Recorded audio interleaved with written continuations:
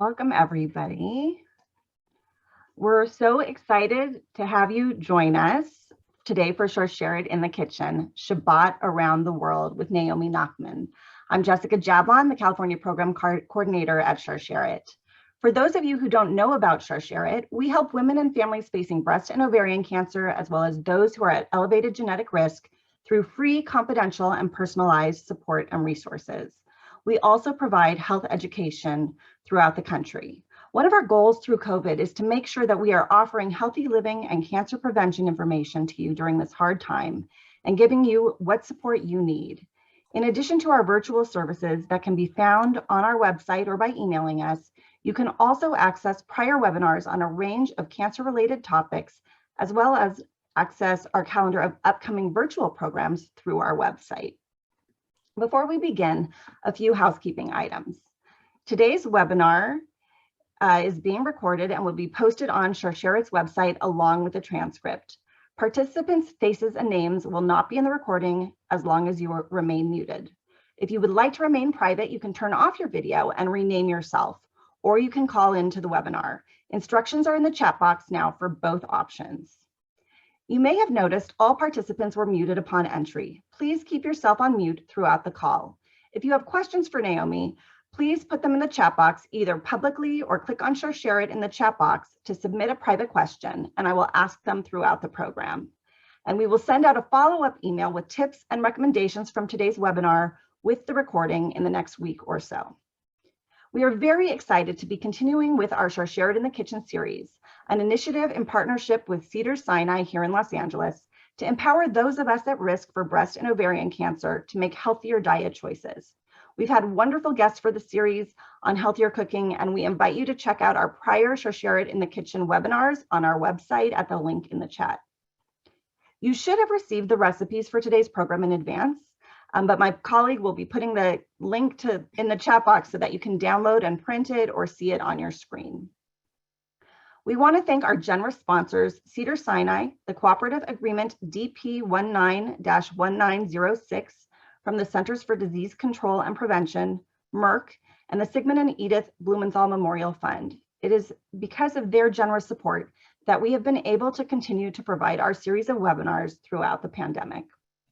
Whether you're at risk, recently diagnosed, or living with a breast or ovarian cancer diagnosis, eating a healthy diet can help you feel better and maintain your strength during and after treatment. That's why we want to let you know about Ina, your personal intelligent nutrition assistant, brought to you by Sharsheret and Savor Health, a free virtual nutrition assistant who helps guide and inspire those facing cancer with personalized nutrition tips, recipes, and answers to your questions.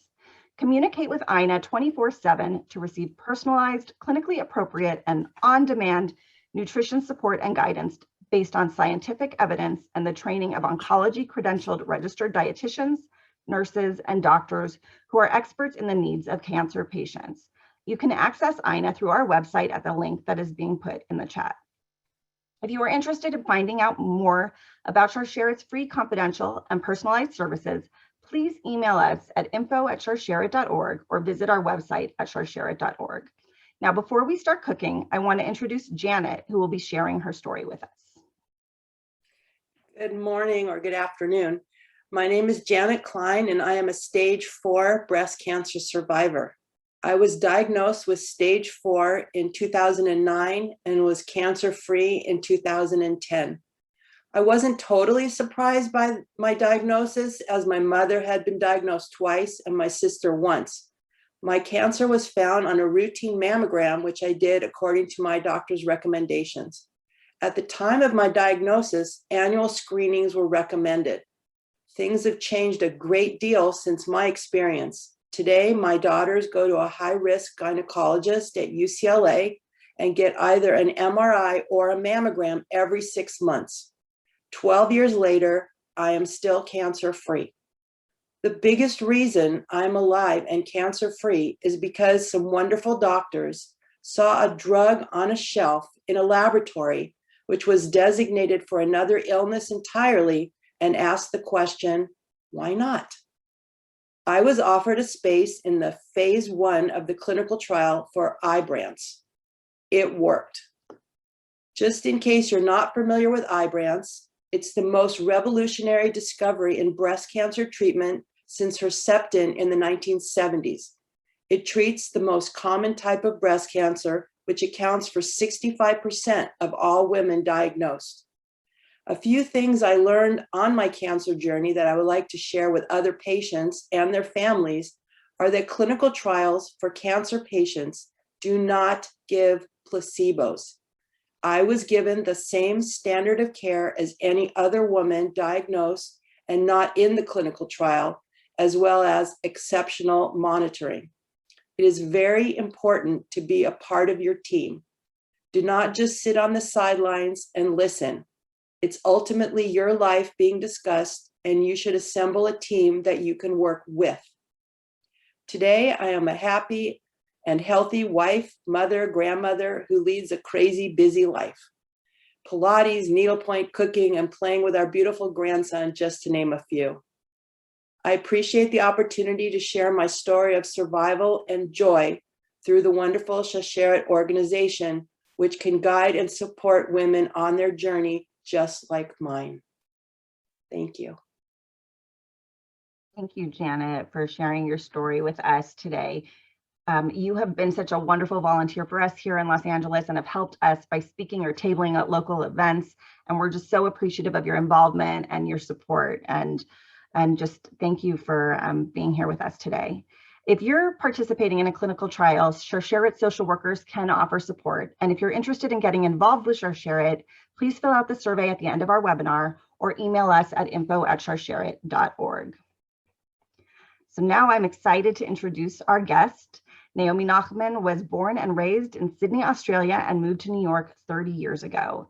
In 2004, Naomi started her own kosher personal chef business, the Aussie Gourmet, to cater weekly and Shabbat Yom Tov meals for families and individuals within the 5 towns and neighboring communities.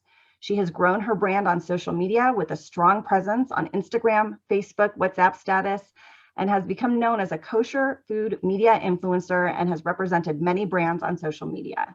She also has her own cooking show, Sunny Side Up, on the kosher.com network, and also hosts her own weekly show, Table for Two with Naomi Nachman, on the Nachum Siegel network, in which she discusses all food-related and travel topics. In addition, she writes a monthly column, Off the Eaten Track, for the Mishpacha magazine covering food and travel, and is a contributing editor to the Jewish Home newspaper, providing weekly recipes. In 2017, Naomi published her debut cookbook, Perfect for Pesach, and in November 2018, she published her second cookbook, Perfect Flavors, which she's holding up right now, both with Art Scroll Publications. And just a quick note, please stay tuned to the end of our webinar and make sure to fill out our evaluation, as we are excited to give away 1 copy of Naomi's cookbook, Perfect Flavors, and 1 copy of Perfect for Pesach. When Naomi is not traveling, she can be found with her husband and family in Long Island, New York. And her motto in life is see the world one bite at a time, which is the perfect quote for today's program, Shabbat Around the World. Naomi, welcome to Sharsheret in the Kitchen today, and thank you so much for being here. I'm going to turn it over to you. Okay, thank you, Jessica. I feel like I have a new friend. We've been talking for months, right? Thanks so much. You know, usually when you start off a demo, you like introduce yourself, but I don't have to now because you did such a great job of introducing me. Thank you so much, and it's so exciting to be here. I'm actually currently in Florida. I live in New York. I'm here for the weekends, and I thought I would come down on Thursday morning and do my event, because the beauty of Zoom, one thing we learned about Corona is you can be anywhere in the world, you hook into Zoom and you have your office. So I'm at a friend's house doing, here's a much nicer kitchen than mine, much better lighting. So I'm going to be doing the Zoom class from Florida. And I guess you guys are from around the world or around the United States. If anybody wants to put in the chat and they can read it out to me. Jessica, you're doing the chat, right? You? Yes. So you can tell me where you're from. I love hearing about it. So as Jessica said, I love to travel and I love to experience different foods and incorporate it into my own family's repertoire. So a lot of that is in my book, Perfect Flavors. But as you see, everything here is so easy to make. The ingredients are easy to find. If you can't buy it in your local supermarket, I'm telling you, like, Amazon's got them all. Like there's nothing that we can't get these days. You just type in like kosher miso paste and either your supermarket will have it or it'll come to you the next day on Amazon. So I really try to make everything very accessible. I'm trying to change up the flavor profiles. So that's what we're going to try to do today by taking a trip a little bit around the world. We've kind of, with this class, we're going to start off with something Peruvian. We're going to make ceviche, which is so clean and fresh ingredients. Takes minutes to make, and we're always looking for something quick and easy to make, especially for Friday night dinner. We could do Shabbat lunch. And then we're going to go, we're going to find ourselves after that in the Thailand area, Southeast Asia. We're going to do 2 Thai recipes because I love Thai food. If this webinar was 4 hours, I could keep you occupied for all 4 hours because I love to talk, especially love to talk about food. I see all these really cool places coming up. I saw Dallas, I saw Seattle, I saw New York City. I'm not sure, I didn't catch them all popping up on the screen, but thank you all for joining in today. All right, let's get started. I was just going to share, there's even a Canada. Canada! Oh, we've gone international. I like that. Right. Okay, so I don't know how, when I look at the screen, right, if I'm looking at you or if it looks like I'm looking off of the corner, but I'm trying to look directly at the camera. So Chicago, hey, Chicago. So, you know, it's always, I'm trying to have eye contact, but I think, you know, these iPads are a little bit, you know, and not aligned. Also, we're not actually in the same room, but we try to make it as close as possible. Let's get started with our ceviche. I'm going to be moving the camera. You're going to see a lot of my hands. See, I had my nails done. That's part of my job. I tell my husband on Sunday, I've got to get my nails done. I have 2 Zoom classes. He's like, really? I'm like, yeah, I really have to get my nails done. It's for my job. He's like, he's laughing at me. So you did Sharsheret pink. Yeah, exactly. You're right. I did. I thought of that. Yes. I thought of that as I'm getting it, actually. I was going to put the little ribbon, you know, on the ring fingers, but the woman didn't know what I was talking about. Okay, we're going to start off with ceviche. Delicious.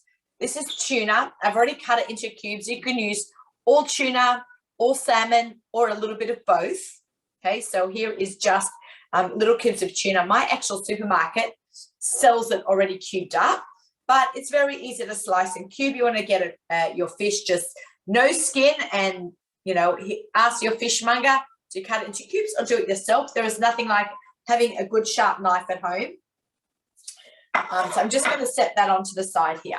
So now ceviche is Peruvian, and what it does is we're going to cook it in its own juice, in citrus juices, and that's where all the flavor is going to come from. You know what? Something I'm missing is salt. Yeah. There's salt in the drawer. Oh, here on the pull-out drawer. I just realised I left the salt behind because here. Yeah. Here. Okay. Okay, you have to have kosher salt on hand. I have also for a minute. Okay. This will do. Okay, so I've got my salt here on the side. I've got my juices. So what we want to do is we want to cook the fish in the citrus. Okay, that is where all the flavor is going to come together. Okay, so no bottled lemon juice, guys. We never, ever, ever allowed to use bottled lemon juice. There is a huge difference. And I just take a fork. My next manic will be Sharsheret. Sharsheret the teal. Sharsheret tea. Right, teal for our ovarian cancer patients. Oh, that's cool. I did not know that.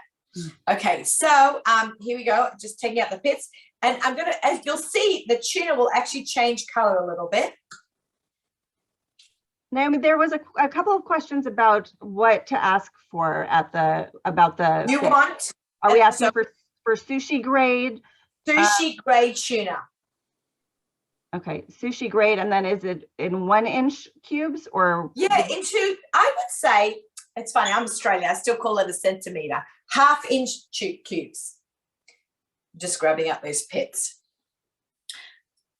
Okay, so you want to just, I also love limes. I think it just gives it like a florally note. So we're going to do our lemons. We're going to do some lime as well. And is anyone making this alongside me, or everyone's just watching? I think most people are watching. Most people are just watching. Yeah. If you get some of the pulp, that's yummy too. Do you recommend ever a juicer? Do you think that's at home I have one of those yellow things that you put the lemon in and you go like this. But there isn't one here. But I just want to show people that you don't even need equipment for it. You've just got to pick out the seeds at the beginning. But it's still worth it not to use bottled lemon juice. It's worth the extra step. We go and get all those yummy juices out. Okay. Next thing we need, most ceviches that I've had, and I've had them in Panama. Wherever I see a ceviche on the menu, I order it. There's actually a new restaurant in Manhattan. It's open like maybe a year that has all different kinds of ceviche. Also one here in Miami, in Surfside in Florida, has a great ceviche menu. I have a cut in my finger. I didn't realize. The lemon just went into my finger. The acid. I don't often cook with gloves. So, okay, so what we want to do now is all those ceviches, they usually have some heat. So we're going to take some jalapeno. This is a pretty big jalapeno. We're going to cut it in half. But I don't mind a little bit of heat. So what I do is I'm going to remove some of this jalapeno and put that off on my side. This is the ribs right here, and you see inside the seeds. So what I'm going to do is I am just very carefully going to remove the ribs and the seeds. So I'll have just a little bit of heat, but it won't be overpowering. So I want to brush look what I'm doing now. I'm going to try to give you as many cooking tips as I can. I want to scrape the seeds away. So I turn my knife over. I don't want to damage the sharp end of my knife. And I just kind of do this. Okay. Now we go back to slicing. So now we want to I'm just holding my hand very carefully. And this middle finger is going to protrude a little bit with a knuckle. See how that knuckle, this middle knuckle sticking out? The knife will touch the knuckle, not my hand. So I can literally look at the camera. You can't see, but I'm actually not looking at what I'm doing because I'm letting my hand guide me. So I made long, thin strips. Now again with that, clawing it. See this knuckle? It's sticking out. Maybe I'll go this way. Is that better? That way you can see it better? Yeah. Yeah. Now I'm looking. Those knuckles are protecting the rest of my hand. There was a question that came in. How far in advance can this be prepared? So you can do it a good few hours. I make this Friday afternoon for Friday night dinner. Right. You want to give it a good little marinade. I don't think I've actually ever made this for Shabbat for lunch. I always serve it Friday night for dinner. And I've served it on Pesach. Hello. Let's just talk about Pesach. Pesach is my season. By the way, I am in the middle of catering for Pesach already. I made 300 quarts of soup yesterday, and I'm not joking. If anyone follows me on Instagram, you'll see. So this is actually completely Pesach-dik, and you can serve this with some matzah chips. Take some matzah, break it up, and there you go. You've got some. So I got very excited about talking about Pesach with everyone. Even though it's not Purim, everyone's probably ready to kill me. Now I'm just cutting it down because we don't want a big bite of cilantro. You just want a little bite. See how I turned my knife over? I'm scooping it up and I'm putting it into my tuna. This is one of those really simple and easy recipes. Avocado. Oh, this feels like such a nice avocado. You have nice avocados in Florida. Our avocados in New York are not so nice right now.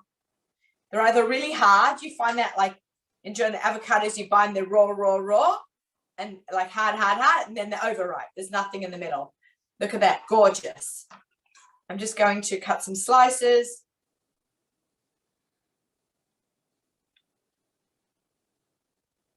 Taking my metal spoon, and I'm just, see how you do? You just kind of scoop that right into our ceviche bowl. I was in Panama a couple of years ago, and I'm telling you, we ate so much ceviche. I thought I was going to grow scales. Someone asked if there's are any tips you have for choosing a good avocado? Oh, I actually usually make a joke in my classes that I have an avocado prayer, that I daven that the avocado, when it's after sometimes spending $2 or $3 on avocado, that it's not black inside. You do, even though sometimes you think, it might be the perfect one, you never know what's inside, but that's just, a little bit of faith there. You push it, you push it, has a little bit of give. So if it has a little bit of give, then it's ripe. Then it's going to be ripe much faster. If it's very hard, Right.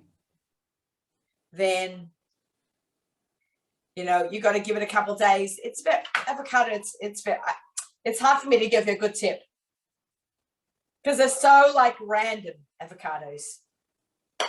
So whenever I give a class and I'm in front of an audience, I'm like, please Hashem, please God, let this be a beautiful avocado, because only He knows, right?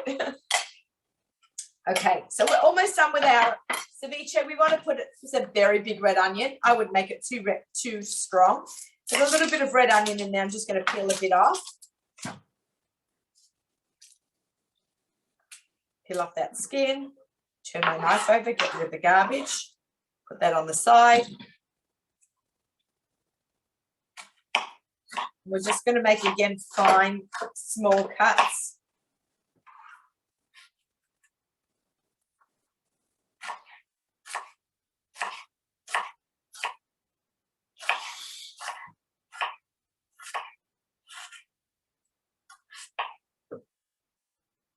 So somebody had asked, they were curious which restaurants you were talking about with the ceviche in Manhattan and Florida. If you remember. Okay, so Manhattan, great question. Here we go. Look at that.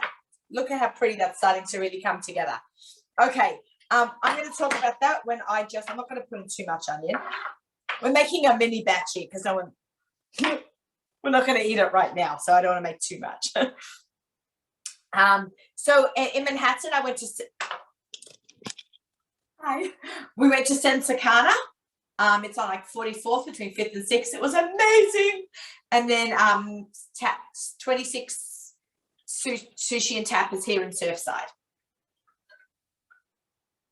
Okay, that's to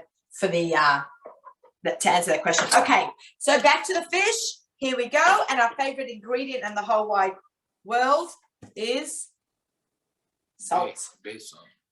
Because it makes everything come together so nicely. So this is fine sea salt, or you could use, I'm just washing my hands, or you can use kosher salt, sea salt, Himalayan salt.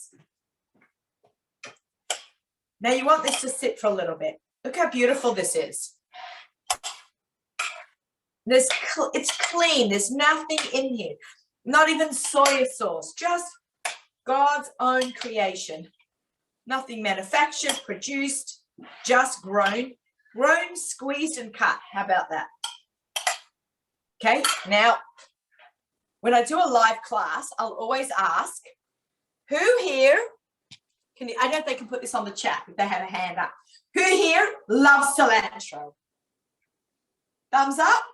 Who hates cilantro? Thumbs down. I love cilantro. I think it goes so well in this dish. So I'm just going to add a little bit of greens. If you don't like cilantro, maybe you can just do a little bit of parsley. But we're going to add a little bit of that in. How are we doing, everyone? You're having a mixed reactions to cilantro. Yeah, it tastes like soap, somebody says. Tastes like soap. That's what they say. If you don't like it, you think it tastes like soap. Yeah. I love cilantro. My mum grew up in Israel, so we like cilantro. It's a very divisive spice. Yeah. Okay, here we go. Look at this. Beautiful. Somebody messaged me that they love cilantro and they even eat it plain. Oh, really? I got some on my fingers. I can eat that plain.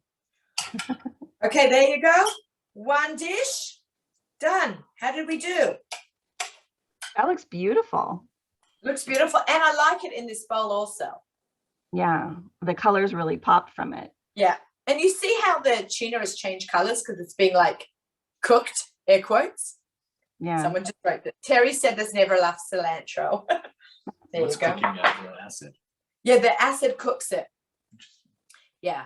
All right, are we ready for our next recipe? Do we have any other questions? We need a minute to scooch down.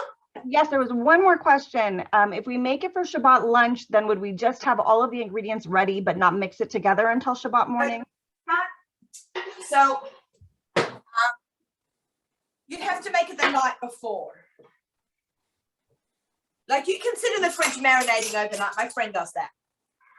Because it's so complicated to squeeze the lemons and all that. So I would just, you make everything on Friday. It would be even more delicious. Okay, I'm just scooching down, getting our next station ready. Okay, there was one other question about using the pepper. Instead of a jalapeno, could you use a sweet red pepper? Sure, absolutely. And then do you serve it chilled? Sorry? Do you serve it chilled? Right. Yes. Like it could be room temperature. Also, I'm just moving you down towards the stove. Okay, we are going to make, it's funny, I always make a joke about this recipe that probably no one has ever made it for my cookbook because it's really unusual and different. But I think it's one of the most fabulous recipes in my book. It is here we go, Thai miso salmon, Thai salmon in a ginger miso broth. And I think like that sounds so delicious. It's rich and thick, and you have it with a bowl of noodles. I found that like when I made this recipe, it was like a comfort food. It was really yum. But I think people are scared of having like hot fish and soup. You know, it's not really soup, but it's a broth. But I think it made people nervous.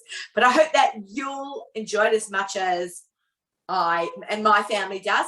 When I was writing this recipe for the book, my family like, hurry up, practice. Write all your notes, Mom, because, you know, that's what you have to do when you write a book. You write, you change it. And then they were like, when I gave them the nod, they were like, come and grab it from me. Like they wanted to get their mouth in it. So, you know, if kids want to eat fish, you know, it's a good thing, right? Okay. Just turning the water on. I have broth here. So I'm going to put you at my station. This is my station here. Now here. I'm just going to pull you back a bit so you can see what's going on.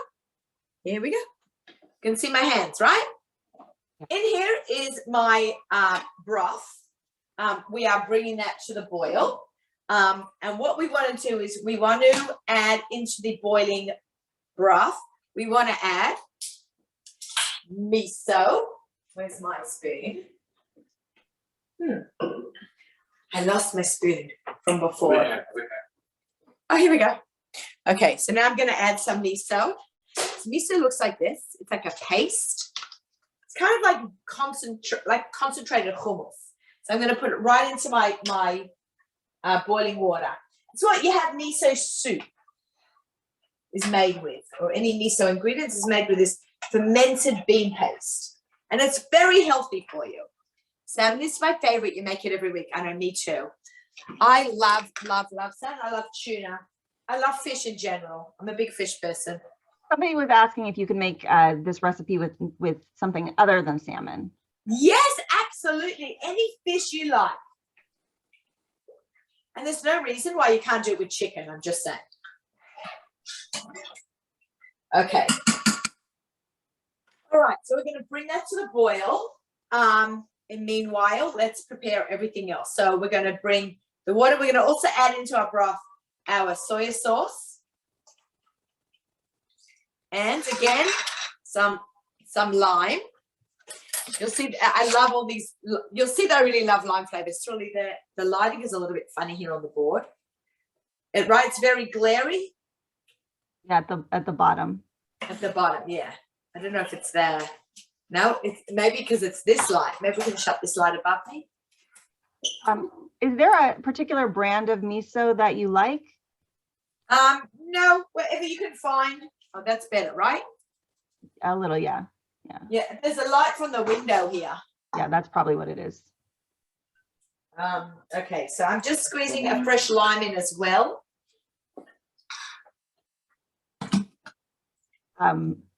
Somebody had said that they wish we had smell-o-vision. That's an Emerald Lagasse. Line. Bam. Bam. Is there a color of miso that you like, or just any miso? There are different colors. So that if somebody asked that, that was a great question. Miso comes in different colors. And when I was writing my book, my editor actually said to me, you know, she's done a lot of the article cookbooks, and she said, like, I see people doing red and yellow. So the lighter the color, the lighter the flavor. The deeper the color, the deeper the flavor. But that's not to say that yellow miso is light in flavor. It's very concentrated also. It's got a fabulous flavor also. So it has a slightly different taste, but they're all, for me, they're interchangeable. Did I answer your question? Okay, so now I've got ourselves, now we can take some ginger. I always say when I do an American class, ginger. This is ginger. And we're just going to take a little bit off. This is what I always do. I find this very therapeutic. You ready? Right? Smells so good. So we're just going to take a little bit of ginger off. And we're going to, with the back of a spoon, did you know you can peel ginger with the back of a spoon? Look. What? So this is a very big spoon. I'm going to see if I can find a smaller spoon. Do you have a smaller spoon? Like this, maybe? Maybe this will do. Oh, yeah. That's not working. Here we go. I'm using a slightly smaller spoon. Here, like this. And you can just, the brown peel just comes right off when you use a smaller spoon. Yeah. Now I'm peeling the ginger. And what we want to do is we want to make some slices here of the more dishes I take out, I realize the more I have to wash. And then I just kind of want to like even it out a little bit. I want to take some ginger slices and I want to put it in the soup to just flavor it up. Can you see what's in? Let me just bring you over to the soup pot. See how it's boiling? Yeah. It smells amazing. And I'm just going to like slice up the ginger and we're going to put that in. I think the board is very white also. Between the light on the babni and the white granite. Right. It's a beautiful kitchen. See how I'm just taking some slices of the ginger? And we're just putting that in the soup, in the broth. We're not cutting it up because we're not going to serve it with it. We're just flavoring it. Okay. Does someone have a question? No, I was just going to say somebody said that they freeze pieces of their ginger, and then when she needs it, she uses the spoon trick, and it works really well with the frozen. Yeah, I like that idea. I like it. So you freeze the ginger whole and then, cool. You always learn something new. Yeah. Okay, so now I'm taking my salmon and I'm going to cook it. I'm going to just bring this over so you can see what I'm doing. We're going to cook it in this broth. Okay. So like we're poaching it almost, and then we eat the broth along with the salmon. But wait, we're not done yet. So that cooks pretty quickly. Just want to bring it back to the boil because we put cold salmon in there. So it lowers the water temperature. So we're going to cook it for a couple of minutes. The last few minutes of cooking, what we do is we add some shiitake mushrooms. I love shiitake mushrooms. So we just, I can buy them already sliced up in the store. Now we're going to add, so in a minute, we're going to add in our mushrooms. And I'm just, oh, my noodles. I knew there was something missing. My noodles. Okay, so I use egg noodles. Okay, I love, you know, like the Manischewitz wide egg noodles. Works really good with this recipe. So I'm going to grab one of the beautiful bowls that my friend has. Can I put it in here? Okay. Everyone watching it. Okay. Okay, so I'm using like a wooden bowl because it's like very Asian to do that. Very Thai. So what I'm going to do is I'm going to just grab some of my noodles. I'm going to place the noodles at the bottom of my, oh no, I don't want that one. I'm changing it. You know why? It'll be easy to see it on this. I'm changing it to this bowl. This might be also Asian low and wide bowls. When I make my Vietnamese soup, I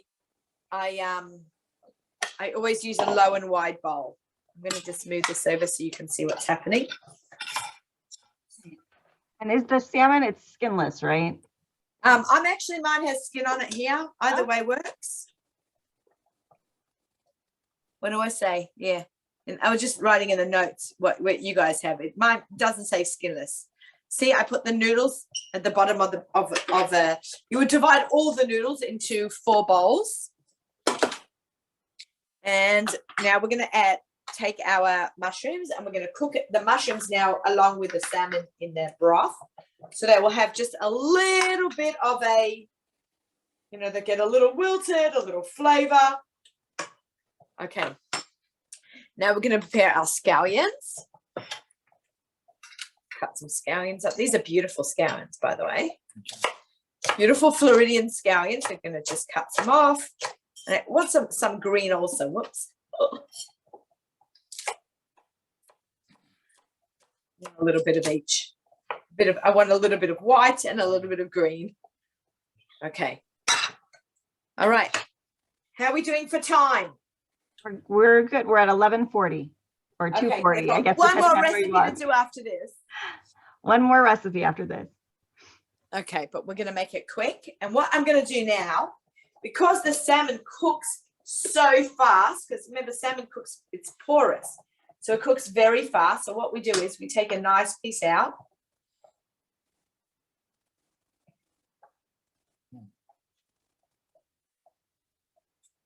I'm going to put it here. Let's bring that back there. Put it like, make a little bed in the noodles, like a little well, you know, like we make a well. And let's grab some mushrooms. Put some mushrooms, scatter some mushrooms all around it. This can be an appetizer, definitely for Friday night. This can be a weeknight supper, dinner all in one. You know, you could do this instead of chicken soup and fish. So you know how you do chicken soup? First you do your fish course and then you do your chicken soup course. But this is like a soup course and a fish course all rolled up into one. That's what I'm trying to say. And you said you can actually make this with chicken? Yeah, absolutely. Why not? Chicken. Right. Yeah, like with like a breast. I would do it with a, like, you know, a thinly cut breast. Okay. Now we take our broth. We put it all over the noodles. Grab some extra mushrooms also.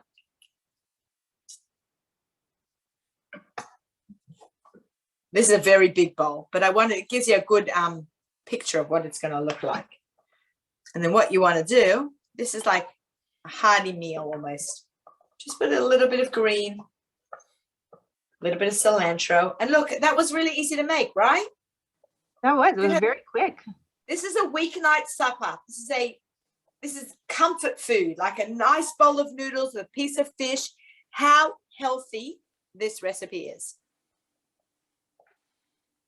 Beautiful. Good. All right. Now we're going to head off to our final recipe, but I just need a minute to clean and move everything up. Yeah. Okay. That's one thing when you with cooking classes, you've got to, like, when you do a few things, you need to get it all ready and mise en place beforehand, and then you got to just line it all up. Yeah, you're going to be my photographer.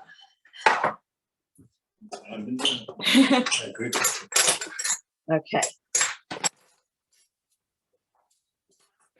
Clean up, and we're going to make pad thai. This is the street food of Thailand. One more question for you about the broth. Sure. Have you ever used ramen or rice noodles with it, or udon? Oh, yeah, sure. Whatever noodles you like. I just happen to love egg noodles with this, but I've done it with rice noodles. We're actually going to use rice noodles right now. Okay. Are you ready?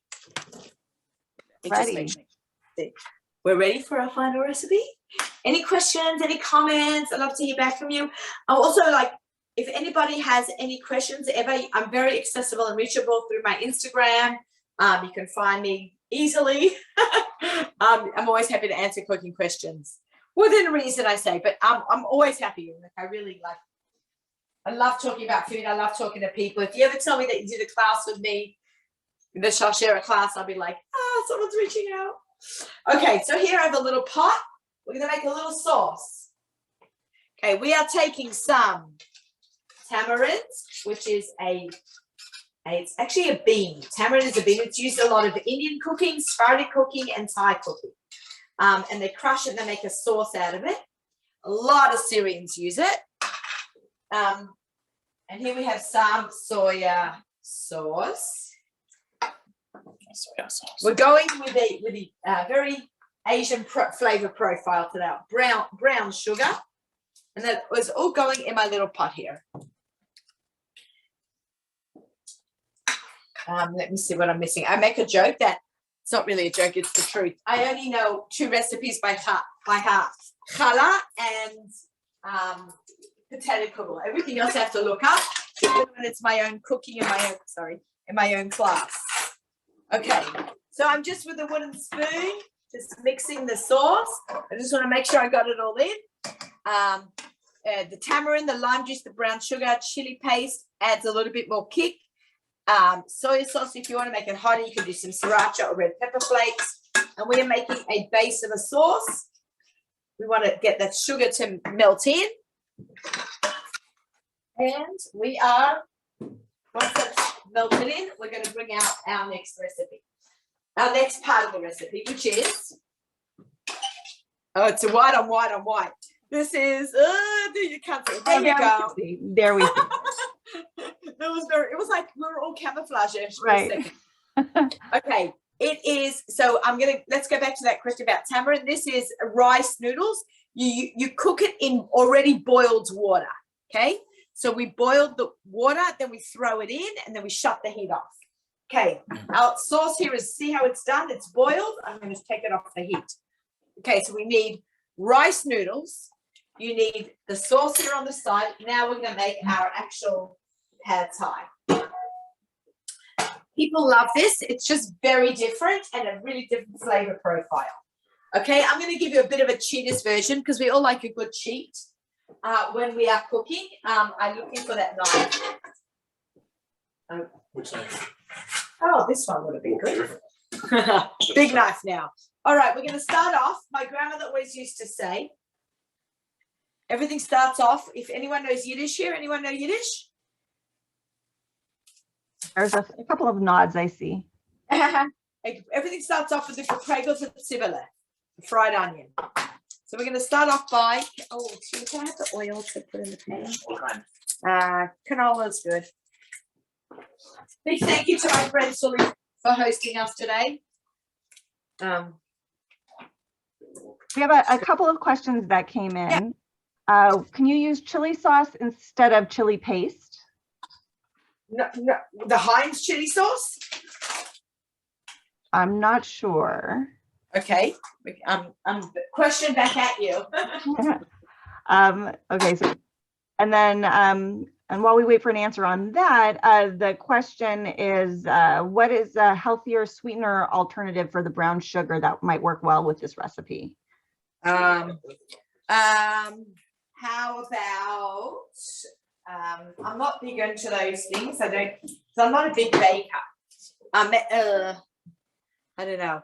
What's a healthy alternative than brown sugar? Coconut sugar, is that? Yeah, you do palm sugar. Will coconut sugar count? Because that's very Thai also. Also, brown sugar is more healthier than Yep. Coconut sugar, or could you use maple syrup? Yeah, but then we'll give a different flavor. It tastes like maple, have more of a. So I would go with coconut sugar if you can do it. Okay, and then there was another question. Back to the chili sauce. It's Chinese chili sauce or chili garlic sauce. Yeah, you could do that. Yes.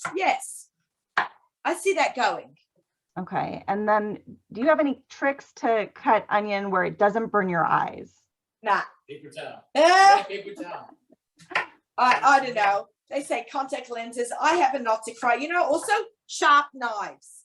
If you don't wreck if your edges of your knives don't have little nicks in it, which tears the cell walls of the onions and makes you cry more, that's also a trick. So good equipment also stops you from crying. Okay. Oh, I love that sound. Listen. Hear the sizzle. I love that sizzle, right? Let's get the best sound. Someone wanted to know if you could use date paste. I've never done it. If you do it, let me know. I'll put it. You know, I always say that somebody asked me a question.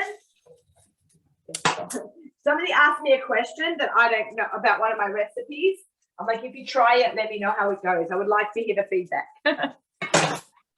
Well, Okay. I was just going to say, somebody suggested possibly using honey. I don't know if that would change the flavor too. But I don't like honey. You'll give it a funny flavor. Yeah. It's not. Now I'm popping in some frozen garlic cubes. Frozen garlic cubes do not offend me. Jarred garlic offends me. But I feel like that these are like frozen right after they're processed and they hold their flavors.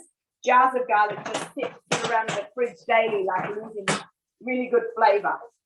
Oh, I love the frozen garlic cubes. They save so much time. I actually make my own. I take the big, you know, the Christopher Ranch giant ones from Costco. I'm a big, there's some people like Trader Joe's people. I'm like a Costco person. So I buy a big thing of garlic at Costco, and I put in my food processor. I grind it all down, and I make myself like little logs in Ziploc bags. Smart. Okay. Then we're going to add a little bit of salt.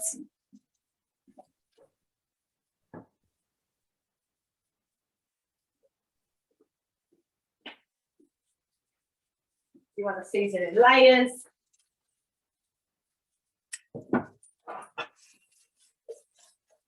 This is called sauteing, right? Sauteing means jump. So I'm jumping the onions. Okay. You see my little prep station back here. Everything's like back here is for the next recipe. Okay, well now I find the recipe. So now we're going to add in our napa cabbage. Now we all love a good sheep, right? Napa cabbage is great, but it's a pain in the neck to, you know, clean and cut and wash. I discovered since I wrote this book that you can use you can use fresh, shredded cabbage, like the coleslaw kind. Works great. Just don't use the purple one because it makes everything purple. I see this brand has got a little bit of purple shreds in here. We'll turn the egg purple later. Where's the egg? Now I'm going to pull out some of this. I'm going to throw out some of the purple shreds. I don't want it messing around with my purple eggs, non-purple eggs. You'll see we're going to put an egg in here in a minute. What? An egg? Yes, it's amazing. So what we're looking to do now is, you know, cabbage is very filled with water, and as you cook it, it kind of like the whole thing will shrink down.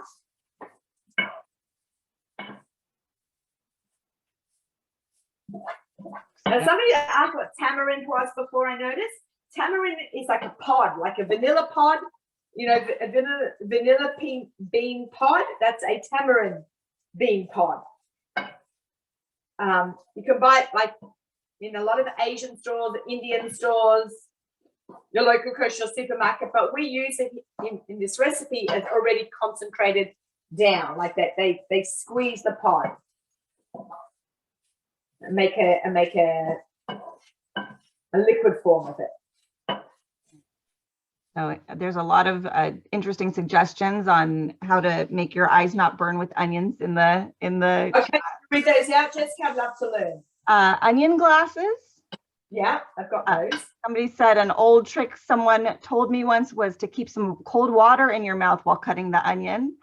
Really? She said, I've tried it and believe it or not, it helps. Okay, guys, let's all do that when we prepare for Shabbat tomorrow, and let's all meet up again. We'll make a virtual meeting to see how that works. That sounds fascinating. Some of these are placebo, I think. Right? Maybe. And then someone said, try soaking a paper towel in water and squeeze most of it out. So my friend Shirley, who's a blogger, food blogger himself, he said I do that. It works a lot of the time. He does that. You have to keep it close to you right away. You can't put it like So it has to be a cup of wet paper towel here on the side. It's because it goes to the first wet substance. So your eyes are wet. It goes to your eyes. If you put the paper towel, it goes to the paper towel instead. Did you guys all hear that? Yeah, so interesting. And my colleague is taking notes of everything that's happening today, and so we're going to be sharing them with all of you with the recording in another week. So all right, see how now it's shrunk down a lot. Okay, it's where's that? Where is it not like the lighting? Can you guys see? Is that better? That's better. Okay, so I'm just going to move the camera to here any case because, oh no, not so good, right? No. I'm going to try to get because I'm going to finish everything off in the pan like this. Give me 1 second to figure this out because this is where everything happens now. That's better, right? Yeah, that was better. Good? Good, right? Yeah. Okay, what's what I'm going to do now? So, see, I'm pushing everything to the side. I'm taking 4 eggs. I'm going to scramble them. And I'm going to pour them here on the side. Okay.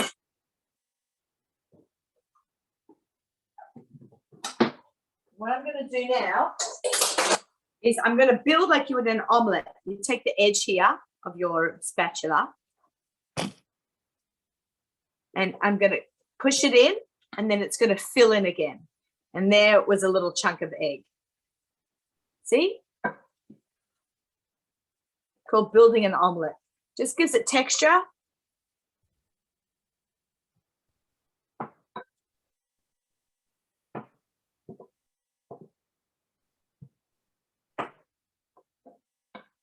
See what I'm doing? Just going to crank up the heat on that.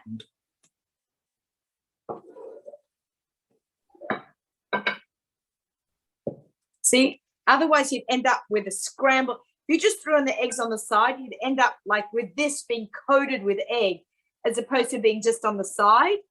You see, you understand what I mean with the difference? Yeah, yeah. You're making everybody hungry. So this is a really unusual dish. It's definitely not your typical. I've done this without the egg though. If people are afraid or the eggs make them nervous, I've done it without the egg. See, now we've got, you see, I'm going to toss it all together in a second.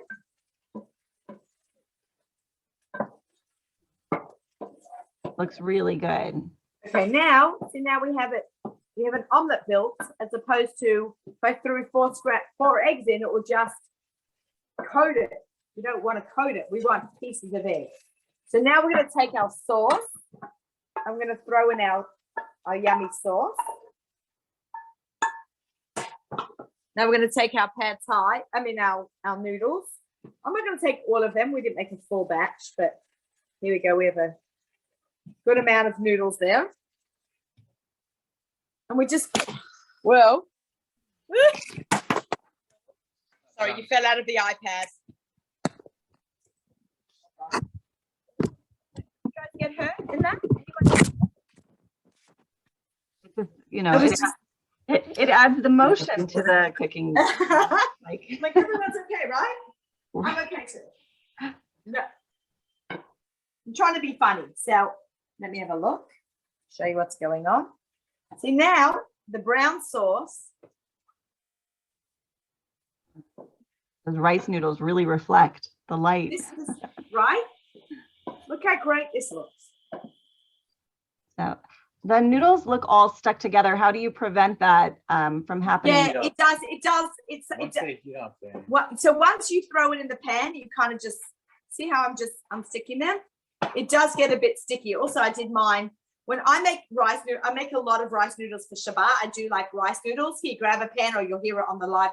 1/2 cup of soy sauce, 1/2 cup of sesame oil, 1/3 of a cup of sugar, And put, if you want, a tablespoon of peanut butter, and then that's just, you throw that over hot, drained rice noodles. Delicious, but I always try to work with the noodles while they're still hot. That way they also don't get sticky. Look how good this looks so far. I'm just now going to take 2. I'm going to toss it. We're almost done. We're going to finish it with 2 things. Break up the egg a little bit. It's amazing how quickly we were, 3 recipes in less than an hour. Right. Well, I could be here all day. keep a look at, keep your eye on the thing. And I'm going to just show you how I finish it. I'm taking over here some cilantro, or you can do parsley.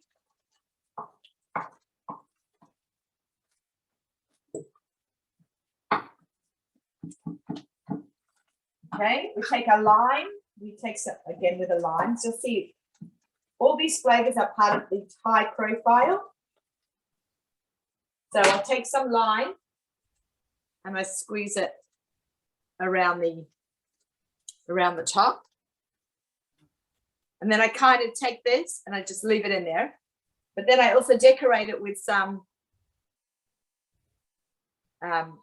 wedges of lime, and we sprinkle it with some, look how good that looks, some fresh cilantro or fresh herbs. Now we take some peanuts.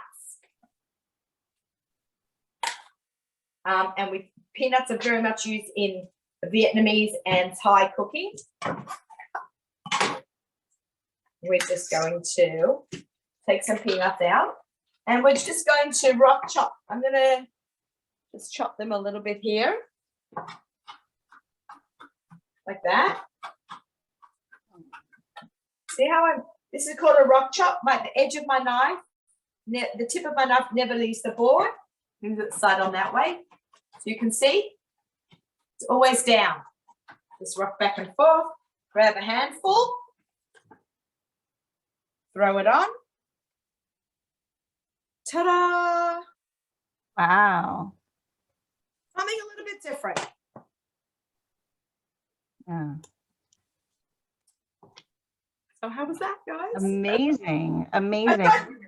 I sped that last one up a little bit. I hope it didn't go too fast for everyone. I just was mindful of the time frame. Now we have time for questions. If anyone has questions about the recipes or anything food I can try to help you with, I'm here for you. There was one question that came in with the registration, and somebody wanted to know, what are your favorite world cuisines? Well, Thai is pretty much one of them. I love Indian food. So I've been to Thailand, but I like Thai food before I went. Like, I love Indian food. I love Indian food. And I was very blessed to be able to go to India a few years ago on a trip. There's a lady called Miriam Shriver, and she hosts tours around the world. So I worked on her India trip, and I gave Indian cooking classes. I happen to love Israeli food, modern Israeli cuisine.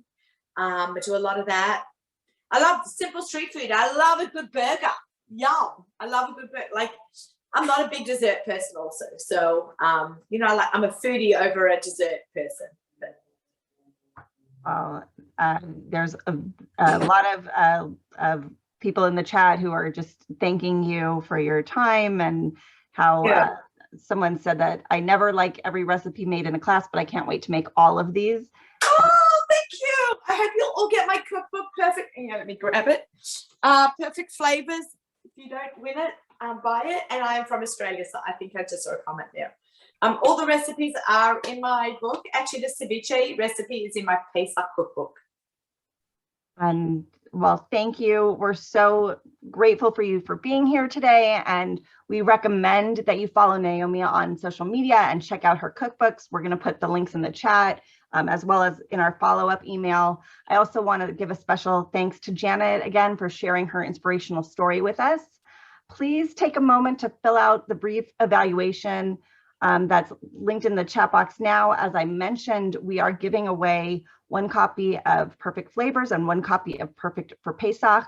So if you're interested, please fill out the evaluation to enter the giveaway. And evaluations really do inform our future programming. So thank you so much for taking the time to fill it out. Please never forget that our social workers and genetic counselor are here for you and your loved ones. Sharsheret provides emotional support, mental health counseling, and other programs designed to help you navigate through the cancer experience. All of them are free, completely private, one-on-one. Our phone number is 866-474-2774, and you can also email us at clinicalstaff@sharsheret.org. Finally, I want to share a couple of the exciting webinars that are happening over the next few weeks. First, we have a Boosting Bone Health Through Nutrition on March 15th at 8 p.m. Eastern, 5 p.m. Pacific with Tamar Rothenberg, a registered dietitian specializing in recovery after breast cancer. And then we have a chance for you to learn the latest tips and tricks in skincare with our At-Home Facial 101 webinar with Beauty Bus on March 23rd at 10:30 Pacific, 1:30 Eastern. And finally, save the date for our next Sharsheret in the Kitchen with it's a simply Sephardic Passover with the Sephardic Spice Girls, who will be sharing some simple and flavorful Passover recipes for your table on April 4th at 11 a.m. Pacific, 2 p.m. Eastern. Please check out our website regularly to see what topics are coming up.